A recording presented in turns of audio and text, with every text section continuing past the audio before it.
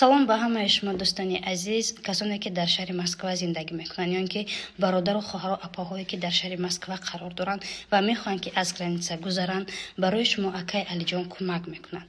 Касоне ки пайваста дар сайти ман ҳастанд, хуб медонанд ки ман зиёда аз 1 сол мешавад ки акаи Алиҷонро барои шумо тавсия медиҳам. Ва касоне ки бовар кардаанду аз граница гузаштанд, бовар кунед чандин нафаршон раҳматам гуфтагиянд, зеро бо мошинҳое ки замонавӣ аст ва шумо барроҳат рафта аз граница мегузаред. Ва ғайр аз ин, агар дар документҳои шумо дар роҳ проблема бошад, худи акаи Алиҷон ҳал мекунад. Пас ин мушкилӣ барои нафароне ки дар шаҳри Москва ҳастанд, мушкилии калонтарин аст. Пас ба акаи Алиҷон бовар кунед, ин мушкилии шуморо рафъ месозад.